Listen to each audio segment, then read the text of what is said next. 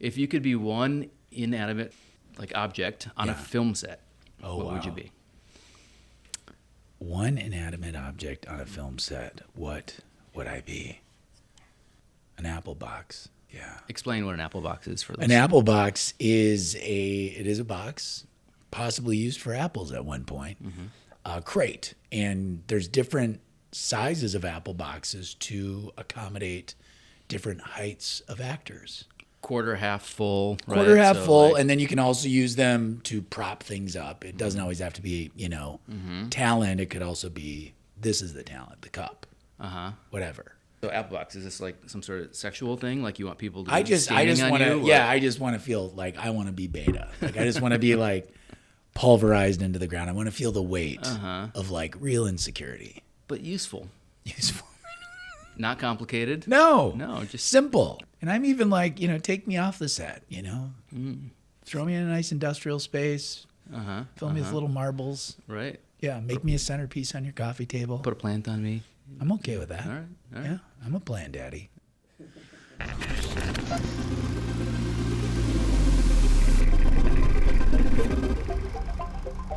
I'm Matt Osterman, and welcome to Propellant, Minnesota. I've been the guy behind a bunch of feature films, numerous media projects, and a handful of successful startups.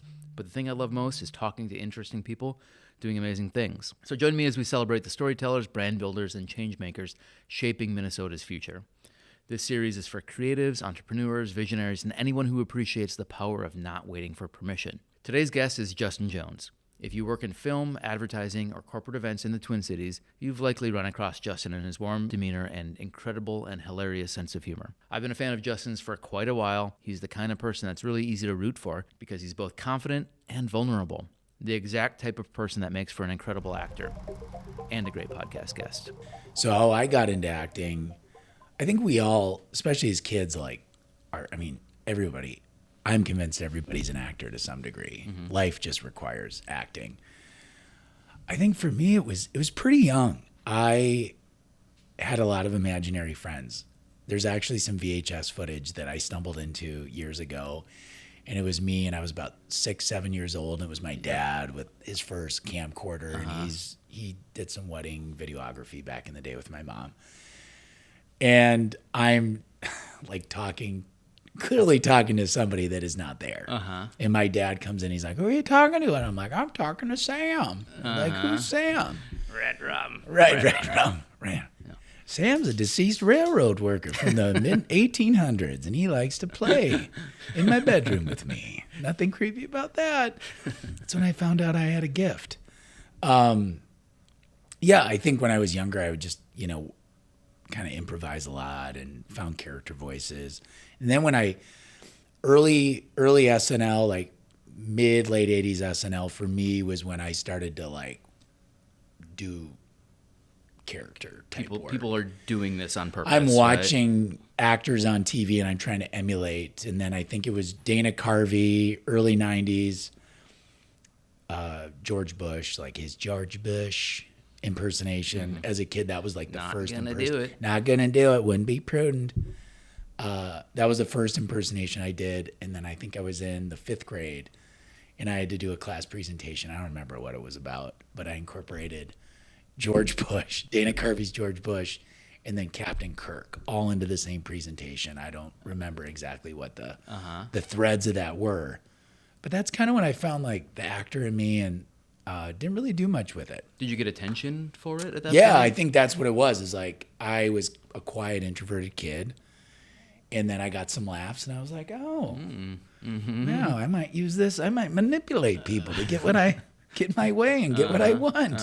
Use this for the greater good of my personal gain. It's releasing these chemicals. Wow, what is this? That's dopamine, serotonin, the good stuff. And so, kind of found my voice around like middle school-ish, and then it wasn't until my senior year in high school I auditioned at the very aggressive kind of influence and strong advice from some friends that were like, you should try out for the musical. And so I tried out for Anything Goes. That was the first time I auditioned for theater, and I got a lead role in Anything Goes, Sir Evelyn, Sir Evie. And yeah, I got so overwhelmed. Like I'd never done theater in my life. Right. And I had to learn choreography and blah, blah, blah, blah, blah. Were you singing at that point? I was singing. Yep. I don't think I've ever heard you sing. Don't do it right now. I can't do it now. I'm getting over some laryngitis. Yeah.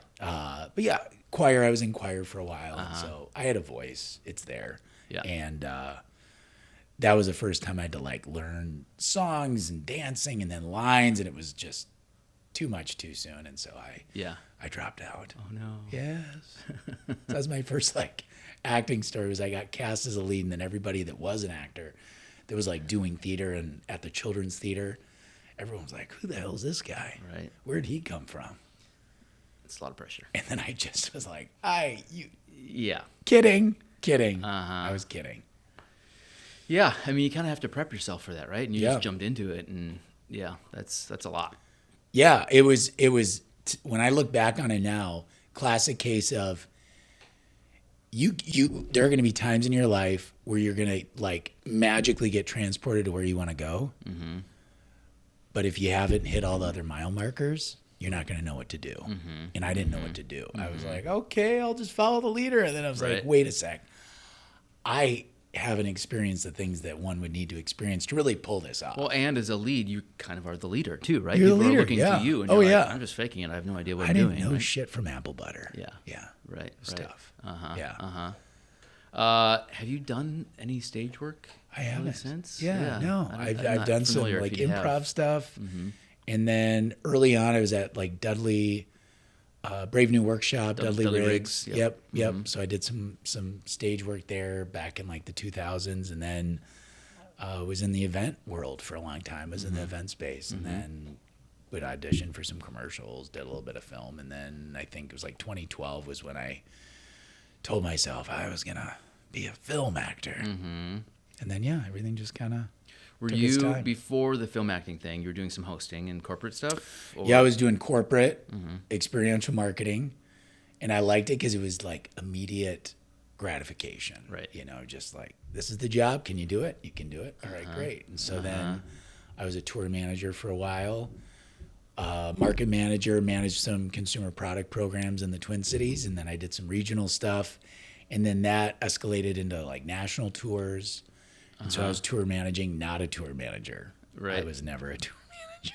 Is there a theme here? Like Jumping into things? Like, just jumping in. I mean, I just was like, yes. I was a yes man. I've always been kind of a yes guy. I like when things go right, but I also kind of like experiencing things going wrong just because I want to know what that's like. So I like controlled chaos. Yep.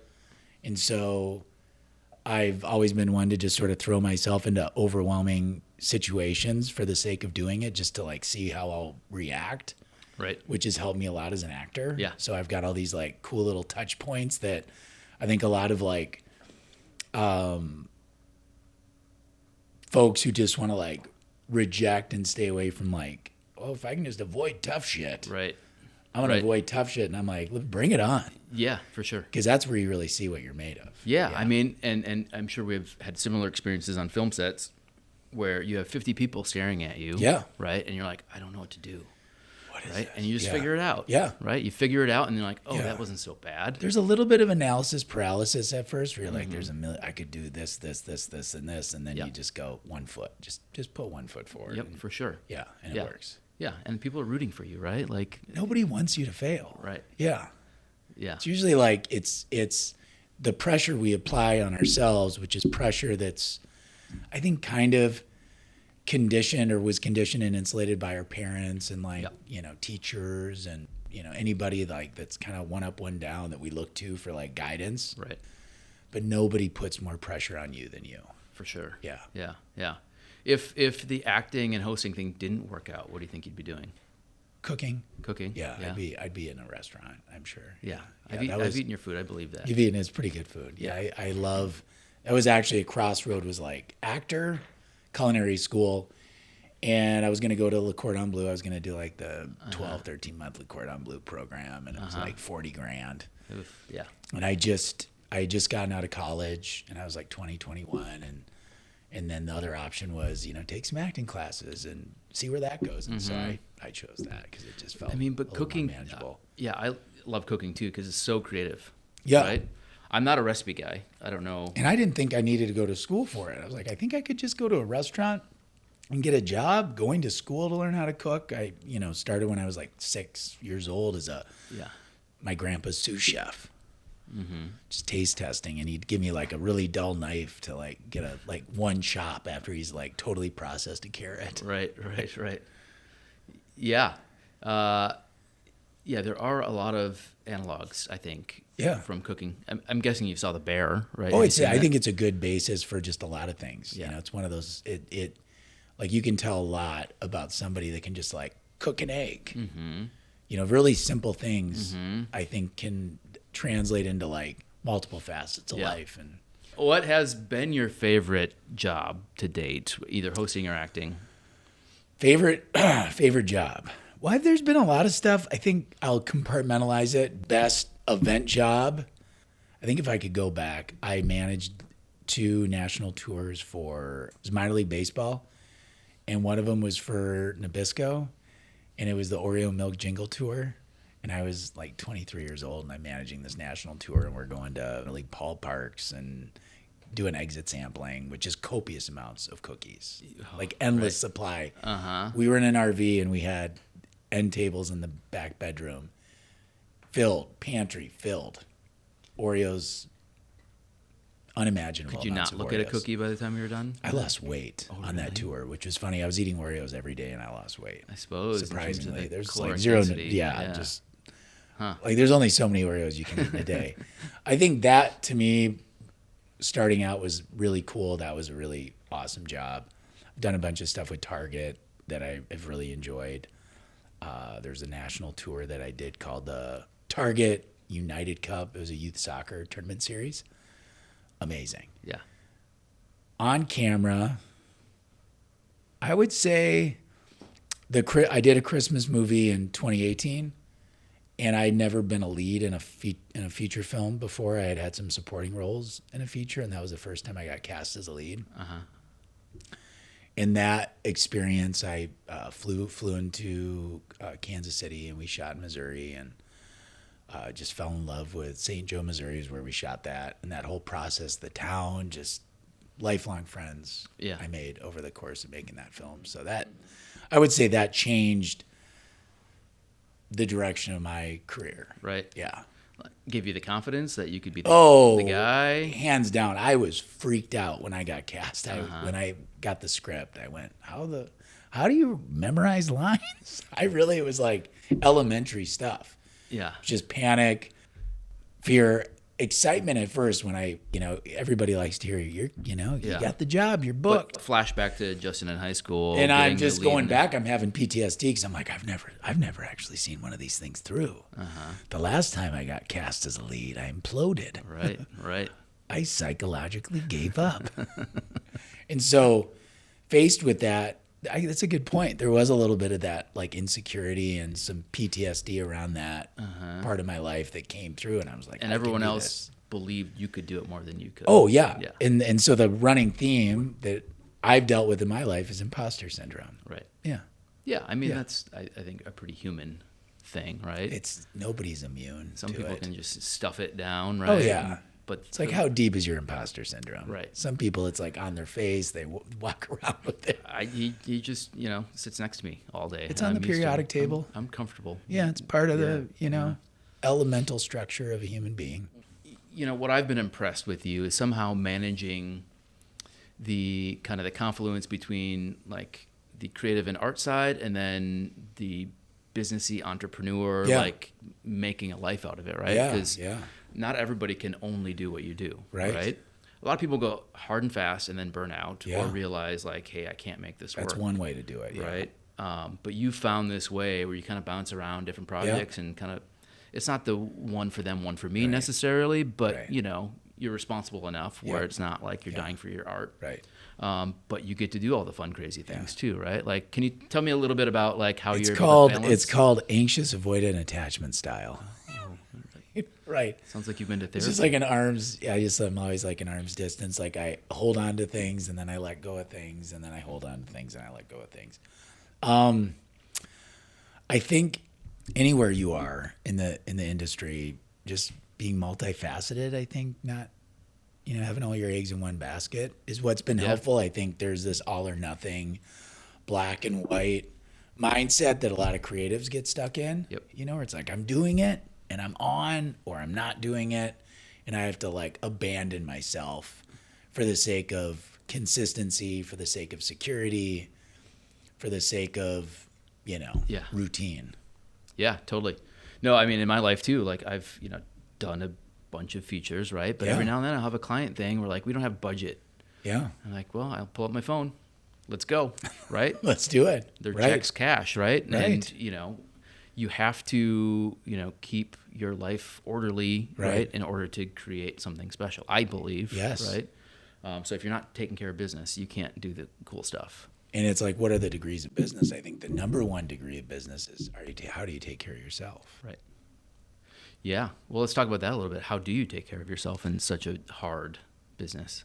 I think mental health is big. I've struggled a lot with anxiety and depression and imposter syndrome, among a multitude of things that I think us creatives struggle with a little bit more than the average Joe, because it's a very vulnerable, very exposing profession, and it will bring to light whatever you're not willing to face within yourself. It just naturally brings it out to where you have to deal with this stuff. And so I think dealing with it in a healthful way and kind of reparenting myself and implementing some different modalities to like get good with me and not being so external, seeking validation, which I think that's one reason why people burn out, is they're just constantly expecting the next job to give them the validation that they need to feel whole, to feel like they're worthy, whether it's a producer, an investor, casting director, whoever. Yeah. They're always chasing that saying carrot. You're good enough. And it's just like, no, and it's a practice, it takes time, but really parenting yourself, which none of us really are taught how to do that. And then we're trying to I don't have kids. I know you have kids.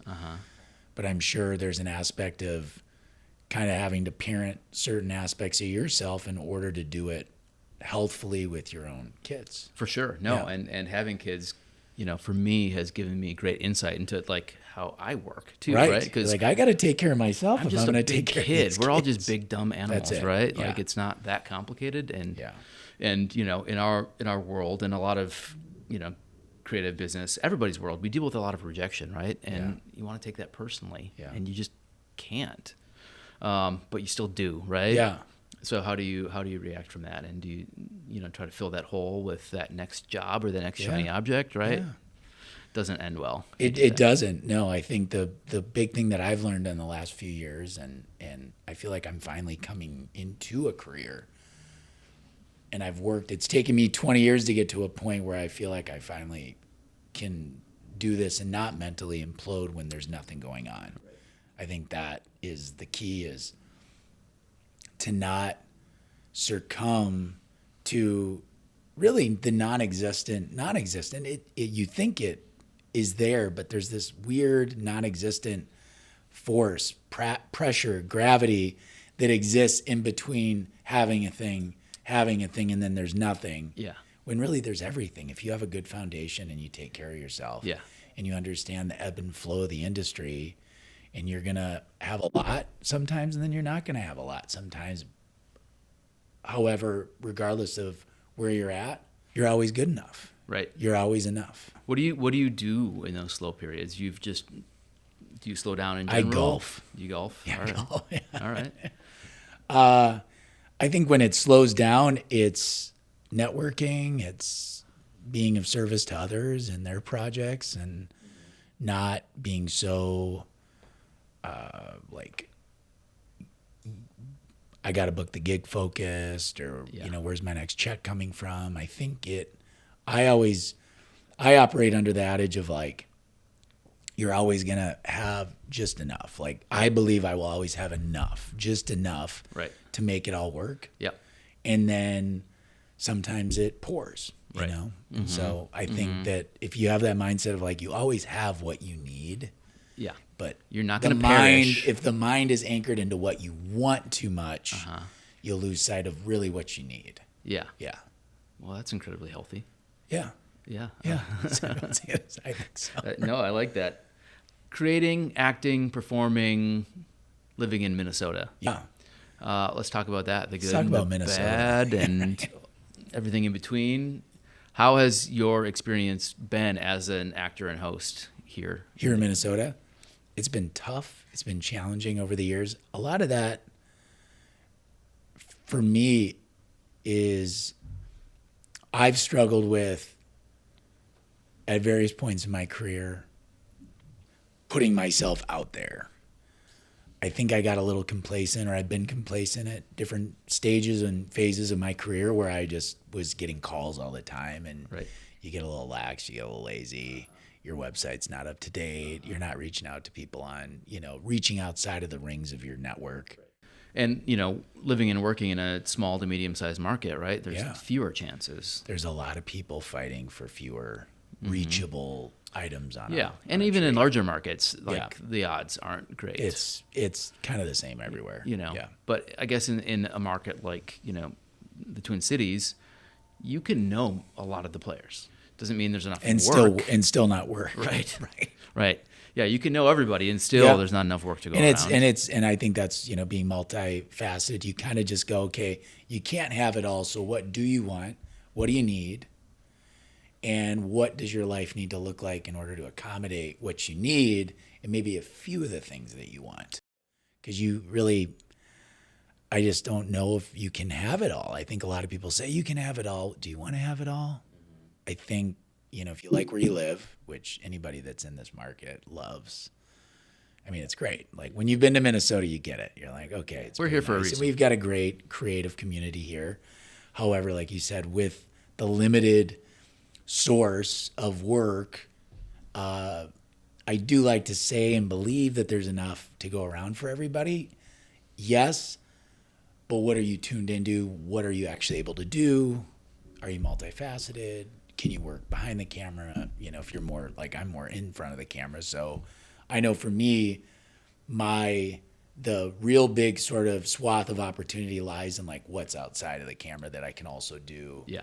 and balance out with on-camera stuff. And we should probably make the distinction, too, that, the Twin Cities has an amazing creative base, acting base. It's insane.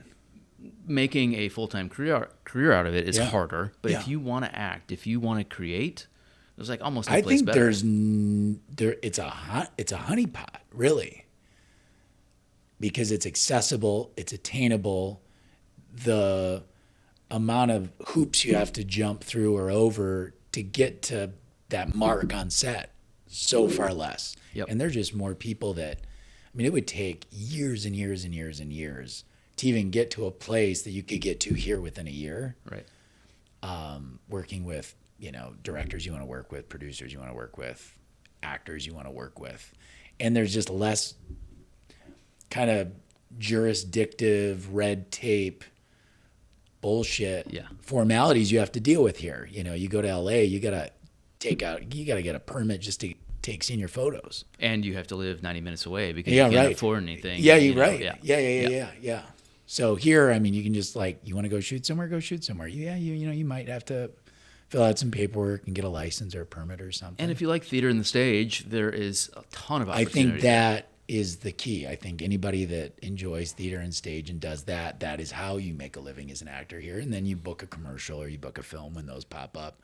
I don't know anybody that just does film and commercial entirely. I think everybody, for the most part, has other, avenues, whether it's voiceover, hosting, narrative work. I think the problem sometimes with getting started is we put too much weight on the first step to where we don't even know. We overthink the first step, where it's like, whoa, why don't we just, what can I do today? And then see where that goes, because none of us can predict the future. And we do a lot of fortune telling. That's a cognitive distortion that a lot of people struggle with. And I think something I leaned into the last year and a half has been dialectical behavioral therapy, that essentially cognitive behavioral therapy in Buddhism. And so it's all about kind of rewiring the mind a little bit, and it's thoughts, feelings, behavior. And so I think sometimes as I've kind of learned that world and what some cognitive distortions are, that I didn't know that's what they were. So are you compartmentalizing those three things? I think, yeah. So you're label it.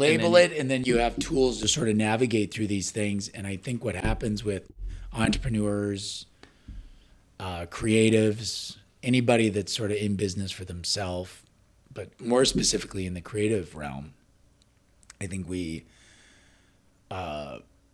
fortune tell. And I think we want answers. We want to know. It's scary when you go out on the path, the creative path of like, I'm going to be a business. I'm going to be my business. I'm going to create something, or I am the thing, whether it's a product or you are the product. We want to kind of know whatever we can know that hasn't happened yet. So if we can avoid disappointment, if we can like mitigate risk and just get to where we need to go, like, what do we have to do that? Right. And I think we overwhelm ourselves, and then we think we need to change the world, and we need to impact as many people as possible, which is awesome and valid and amazing. But I think it also puts way too much pressure on any one person. Well, and the time frame matters too. I think what's the saying? People overestimate what they can do in a year, but underestimate what they can do in 5 or 10, right? And you don't need to know what the 5 or 10 year plan is. Yeah. It's like you were saying before, just one step in front of the other. And as long as you're doing good work with a good intention, like you'll find it. It might not be where you started. And it's most likely not going to look how you imagined it looking. I think, to go a little deeper into that, we undervalue and underestimate the impact we just have in our everyday life. Not even trying anything, just being. And I think that's something we lose sight of, is we think we have to do something because we're in a very do-based, capitalist society. It's all about do, dopamine, do, hustle, work, reward. And I think we distance ourselves from the very kind of the common denominator that connects us all, which is like you make an impact just being alive. So I think that is something that I've learned in the last few years, is that just being alive and being able to do this is enough. How special it is. Right? They use it's just, it's scary. It's crazy.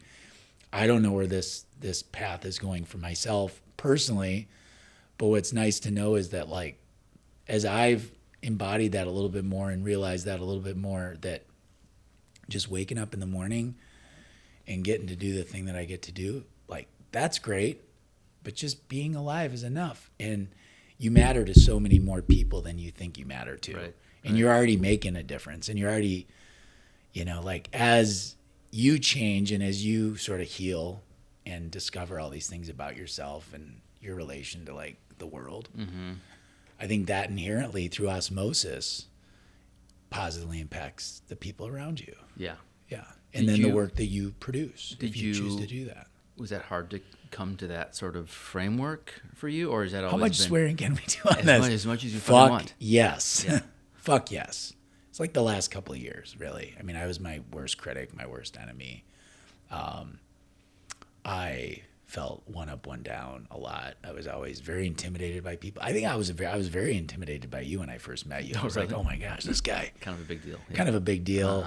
I remember getting introduced to you at Z-Fest. It was Amanda Day. Amanda was like, oh yeah, Justen, I want you to meet Matt. And I was like, oh my gosh, it's Matt Osterman. This guy directed Dane Cook. I was a big Dane Cook fan growing up, by the way. Yeah, I think being in that one up, one down, which society kind of trains us, one up, one down, respect authority, and, you've got executive level, mid-level, and then like labor force. Yeah. And so there's just all this the class structure inherently conditions one up, one down into us. Yeah, and welcome to America. Welcome right? to America. Right. One up, one down. If Yeah. you're not on top, you're on the bottom. You're on the elevator, baby. Yeah. Yeah. And so I think kind of demolishing that in my mind is that's made a big difference. I love that, and I need to re-listen to this, Yeah. right? Because that is helpful for Yeah. me. Because it depends on the day, right? Right. Some days I'm comfortable with just being alive, right? Yeah. And can identify all the great things. Yeah. Right. Other Yeah. days, like, oh shit, like sky's falling. I'm not doing enough. Yeah. Right. And it's like, is this going to be worth it at the end of it? Right. You know. And then you're like, you're being an idiot. Like, how unique and special is it that we're here Right. right now, getting Right. to breathe? Right. This isn't enough. Yeah. This isn't, I'll never be proud of myself. Oh, yeah, that voice sucks. I know it does. Yeah, It does. I hate that guy. And then and I think, I talked a little bit about reparenting. I think that's something that everybody would benefit just looking into a little bit, is just realizing that there's an inner child inside of all of us. Mm-hmm. And a lot of these intrusive thoughts that we have are all rooted to that. Yeah. Because that at the core, all of us, there's a child inside all of us Yeah. that, didn't feel like they were good enough, it felt like they had to do more in order to get approval or respect from a parent or Yeah. a teacher, whoever the, Yeah. authoritative force was growing up. I knew having you on, we're going to go deep, but this I know, this I is can't. I go there all This the is, time. I mean, it's incredible. No, So who's your favorite Kardashian? no, I think this is I like Teddy Kardashian. He was never on the show, but for people doing, not even people doing hard things, for people living, right? Yeah. Which can be hard. yeah. We all need to listen to that, right? Because I think we just get so myopic sometimes. Myopic. Yeah. In your line of work, like, what's one expectation or maybe myth that people have, right, that just isn't true About me? either about you or about the profession? The profession? Yeah. What's one? I don't, like, as an example, people think like filmmaking is like glamorous. Oh yeah, that's where my mind, that's like the first thing that just sort of skirted over my mind was, oh yeah, you're an actor. That must, Right. oh, you were in South Korea for this thing. Oh, you're Going to just swanky pampered and parties swanky and- parties, and you're going to premieres and this, that, and the other. And for me, I would say I'm just a blue collar actor. I've had some, bigger roles, some would say, and some things that I haven't done any big studio stuff, but a journeyman actor that gets to work and travel and touch some cool things and work with some name talent. And there's nothing glamorous about it at all. Yeah. It's fun. It's work. Clock it's in. great. There's a lot, I'd say, from an experiential standpoint, really exciting. It just depends on like what your definition of excitement is. Right. Yeah. Because some people, I think, would freak out at like the hours, the turnaround, just the Boredom. boredom. sometimes. I mean, you're sitting around, just Yeah. sitting around. I mean, actors will like sometimes show up and it will be 6 hours before you're even called. Yeah. Yeah. I worked on a spot. It was an overnight for a commercial for Tile Shop, and it was, I think, Drive Through was the production company on it. Anyway, it's a great spot. They were funny. It was a series of spots, but I got called in. It was an overnight, and it was like 3 or 4 in the morning when they got to my spot, and then we wrapped as the sun was coming up, and I walked out to my car and I slept intermittently throughout the day because it was the day, and my body was like, "You're tired, you're exhausted." Yeah. But Well, and you only got paid for the time sleeping you is worked, great. not all Yeah. the time you lost that next day because it, totally. And I think that's another conversation of, when you look at like rates and usage, and, sometimes people go, well, why is that? Why is the talent getting, or, whoever it is. There are all these, and, if you're going to say yes to something, looking at, there's not just like, that's great, you're getting paid for that day, but there's the prep work, there's the day before, and there's like the wake of the job. yeah, Like, by saying what's yes to that, you're Yeah. saying no to something else. Always, that's right? life. And that Yeah. might be, having a brain for the next 2 days afterwards. Yeah. Right. And so how are you going to show up for your family? How are you going to show up for an audition? How are you going to show up for really any aspect of your life? Yeah, and there's risk reward, and sometimes as you're younger, you're willing to take that risk and kind Yeah. of learn from it. Right. And again, you might get something beautiful out of it, but And I think that's the beauty of like in my 20s and my 30s, I'm 41 now, and being reckless. Like I just got to say yes to so many things that now I would never say yes to, but that's, that's fun. I'm sure you've had that too. Oh, yeah. Is there anything like from a filmmaking standpoint, like is it when you look at the films that you've worked on, the commercials that you've worked on, is there a yes throughout that where you were like, that was a wild yes, but I'm glad I did it? Yeah, I mean, I did one movie. Everything else I've done, I've had a hand in writing. Well, this one I technically did too. I'll give you the quick story. So I got a call in November from a producer friend saying, "Hey, I have this movie shooting in Louisiana in February. We have $1 million. We have our lead, and we have a script. Can you do it?" And I was like, "Holy shit! Like, we have 3 months to prep." And then he's like, "And also, you kind of need to ghostwrite the script because it's not shootable." So I like a challenge. And was this one I should have said no to? I mean, my rep says it's 50-50, but if you want to have an adventure, right, and have a little fun, Yeah. I don't know if it ended up being fun, but I mean, I had a good time. I learned a lot. But yeah, it was 3 months to rewrite the entire thing. Wow. And then show up and prep for a month. And yeah, it was interesting to say the least. One of those things in your life, I'm sure, where you thought, if I can get through this, I can do anything. Oh my God. It was a pressure cooker, right? Yeah, And this yeah. was, we had probably 70 people on set on any given day. Yeah. I mean, certain days you have 4 people on set, right? Yeah. Like it just ebbs and flows. But huge crew.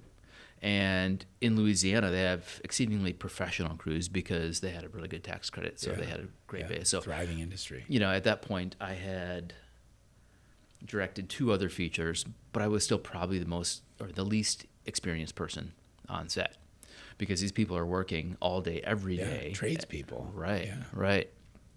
So the pressure was immense, and there's tons of effects. We didn't have enough money.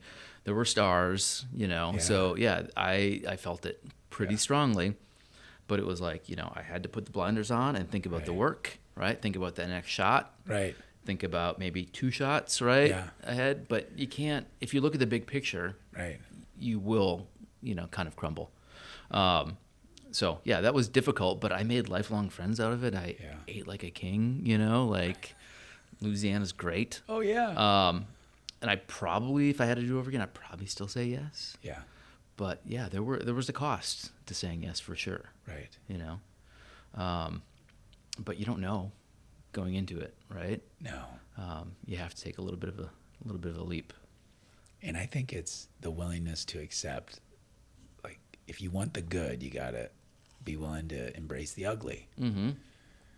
Because there would, nothing would, they would have just been like, Yeah. Like, Yeah. Well, anything in life, Well, and then, I've had some, experience hardships in personal life over the years too. And like going through that level of hard work where it's not existential, like personal stuff can be, but it equips you, like whatever. It gives you the GPS coordinates. Yeah. Yeah. That's the thing is it's like getting some relationships, fuck some shit up, fail, get it wrong. And I'm saying this to myself right now. I'm like, what do you need to hear today, Justin? Maybe somebody out there watching this is going to get a little value out of this as I'm parenting myself and reminding myself that it's okay to just not get it right. We have this almost like a perversion with perfection and getting everything right. And I think that you just miss out on so much good stuff because I think pain and suffering is incredible. It's beautiful for what it does to the creative spirit. Yeah, I think it's So maybe don't seek out the necessary. pain and suffering. Seek out Yeah, the don't hard like in a stuff, masochistically way. In a masochistic way, I'm not saying like punish yourself and torture yourself, but just go into things with a pure, open heart. Do the things you want to do. Work with the people you want to work with. Love the people you want to love, and know that things are going to work out Yeah. in whatever way they need to work out. and for whatever duration of time they work out for. I guess, we've kind of danced around this a little bit, but what advice would you give to people kind of, trying to get into the industry, or maybe a little bit of experience? Yeah. Yeah. I would say, get comfortable with creating your own content. If you have ideas, just shoot it. Just shoot it on your phone. Get comfortable with that. Mm-hmm. I think that's helped me a lot. Just, I got an idea, I'll just shoot it on my phone. I know sometimes I struggle with putting stuff out there. So I have a lot of, just stuff on my camera roll where I'm like, I got a thought, and then I'll, extrapolate that a little bit and mm-hmm. see where it goes and tell a story, or I'll write something down and perform it, and it's nothing. And it's fine. Not everything needs to be released into the wild. But then, as the creator, you're also, kind of putting yourself in the mind of people that might be directing you later too, right? You're understanding both sides of the equation. Totally. Which is great. And you said the content word, which I know some people have an issue with these days. I know. Purists. It's content. But that's the way the world's going, right? And I've had to make amends with that as well. Where do you see kind of our world kind of going in the next 5 or 10 years? Oh, man. It's wild. I think part of me, the old school, because I would say I'm a purist to a certain degree. I use the content word because I work with a lot of agencies that deal in content. That's what it is. And I think anybody that's getting in on the acting side of things, I think another piece of advice, backtracking a little bit, would be to treat yourself like a brand. Treat yourself like whatever your favorite brand is. If it's shoes, you're Nike, treat yourself like Nike, a little bit more mm-hmm. like that. Mm-hmm. Mm-hmm. And so be mindful of what you're putting out, market yourself.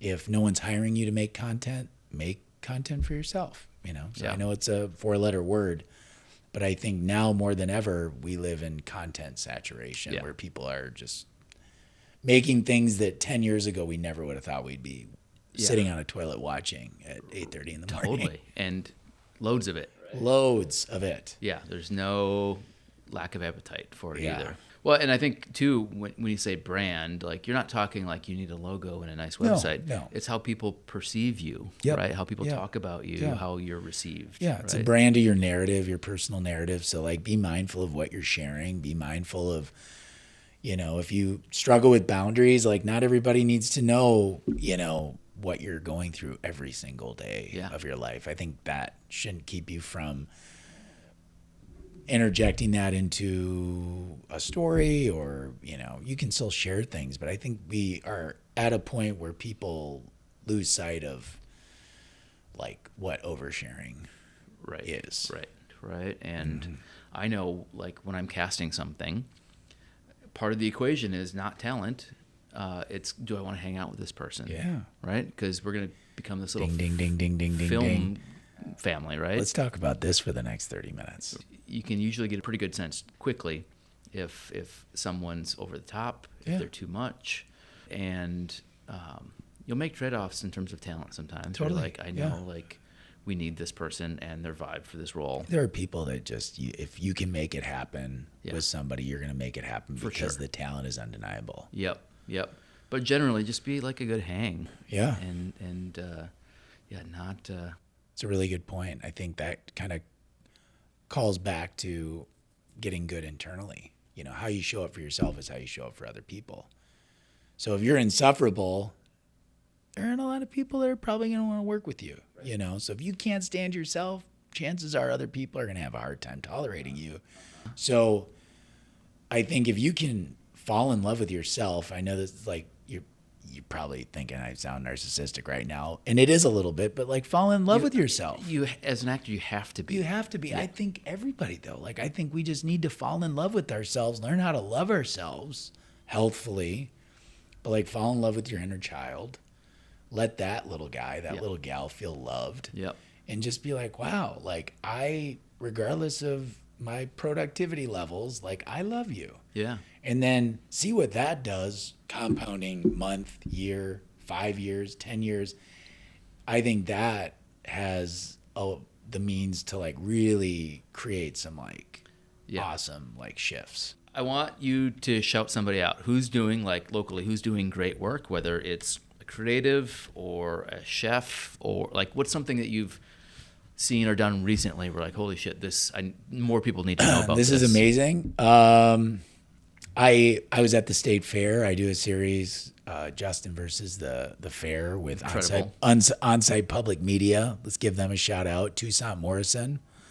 Great guy. Love what he's doing for the community and nationally, what he's doing for many communities. A lot of work, yeah. A lot of work. And so, yeah, Toussaint has been great, and he's brought a lot of direction to my life. And getting to do Justen versus the fair has been a ton of fun.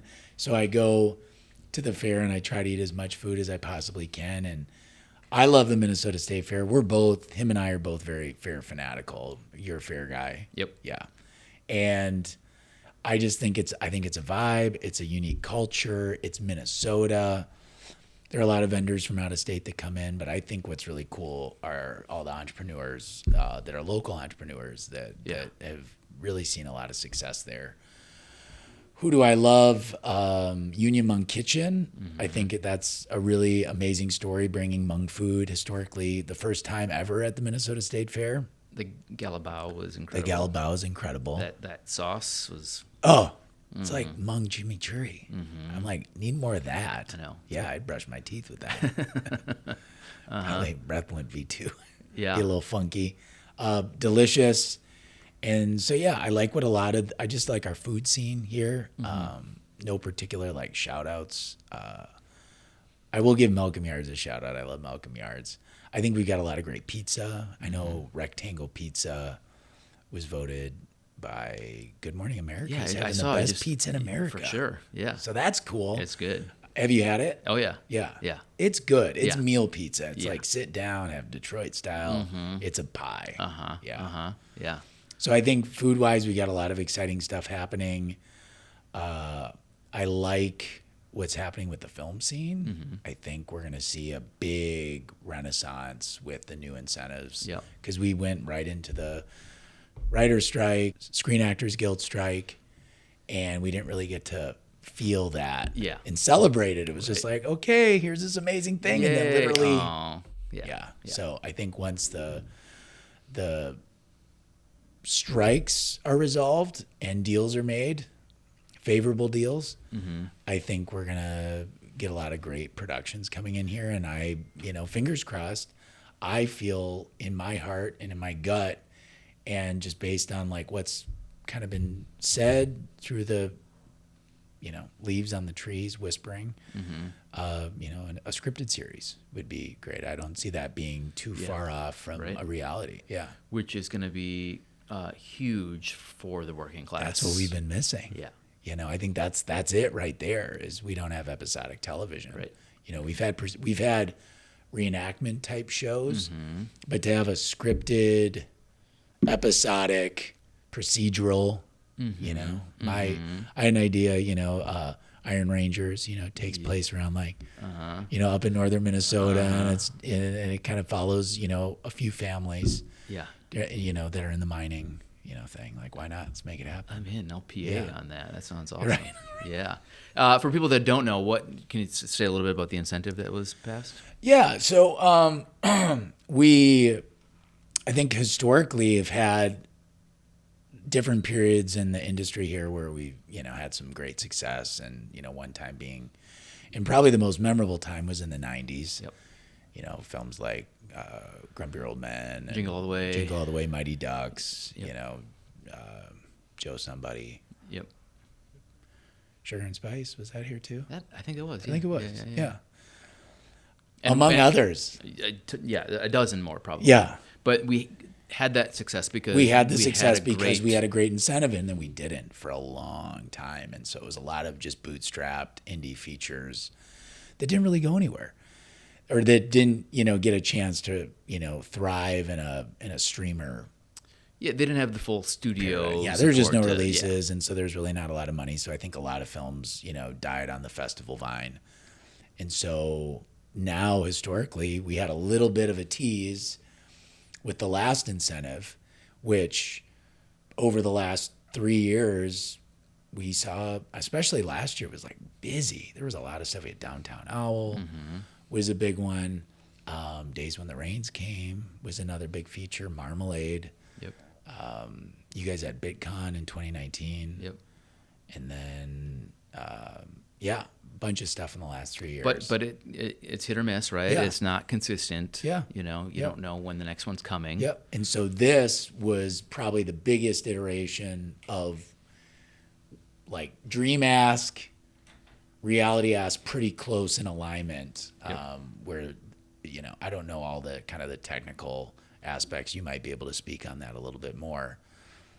But there's more money. There's more money to play with. It's more attractive from like a national stance of like studios coming in and going, oh, we can actually make feature films that aren't under $1 million in the state of Minnesota. Yeah, I mean, the gist is studios and producers go from state to state looking for incentives. Yeah, right? We haven't been competitive for a very long time. Right. So you come to Minnesota and you spend $10 million within the state, you can get 2.5 back, right?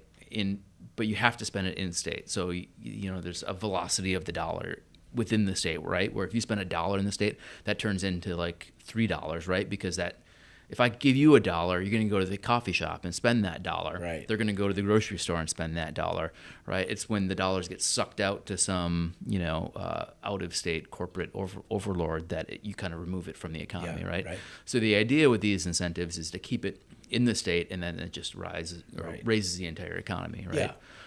But it creates this middle class of, and it's always packaged into a big stimulation pack. For sure. So I think the idea is that with a stronger incentive, we can be more competitive with other states. We like Georgia. Everybody's shooting in Georgia right now. Louisiana was huge. New York's big. Canada. Canada stole our thunder, right? Yeah. Like they literally took Mighty Ducks from us. Yep. Had we had a more competitive incentive in place, we might have gotten that business. Well, like Gran Torino, the Clint Eastwood movie, was written by a Minnesotan, was supposed to be shot here, but Michigan had a better incentive, so they went there. Like that's happened, Right, and at best you get a drone comes through and gets some establishing, some establishing for sure. shots. Right. Yeah, so I agree. I think this is going to be huge for the local talent base. We just need the infrastructure. We need consistent work. And I think that's the one there's a few things that I think bring some kind of concern to mind, and it's just not being able to take on the influx of work in production. Yep. But I think we, are all very like nomadic and hustlers, and we've got a lot of like high level people that want to see this succeed, and the infrastructure is already starting to come into place where you go into the Iron Range and there's the last 40 studios, and I know studios are popping up here, Duluth. Yep. There's been a lot of production and there. we've lost a lot of talent to the coast too, because they're going where the work is, right? Yeah. So when I filmed a movie out in LA, half the crew was from the Midwest. Yeah. Because we're just hard workers and easy to get along with typically. Yeah. And then a pandemic hits, and then everyone goes, gosh, where's my heart? Right. Where is home? Let's go home. Yeah. So I guess shout out to the Minnesota Film Board and all the politicians that rallied made it happen. Successfully got this thing signed, sealed, delivered. Yeah, and all of the cast and crew members that came out in support of it. Oh, I mean, just the Senate hearings, the amount of union workers, IATSE, and skilled laborers and tradespeople, because it is manufacturing at the end of the day, and I think we lose sight of that. It was like just a bunch of creatives doing creative stuff. No, we're making widgets. You just get to laugh and cry and feel things when you look at Movies don't just get plucked from the ether. No. Yeah. No, they're designed and manufactured. Yeah. Well, it sounds like a good place to stop it. But that's a good this place. was incredible. Yeah, this was amazing. Yeah, thank you. Thank you. Yeah, where can people find you if they want to look for you online? If you want to find me online, I'd say my main hub is Instagram. So Justesaurus, Justesaurus. So instead of a Tyrannosaurus, it's a Justesaurus, or instead of a thesaurus, it's a Justesaurus. All right. Is that your handle on OnlyFans too? Yeah. Okay. Yep. Just feet. Just feet? Just feet. Love Yeah, it. feet shots. That's footwork. And cut.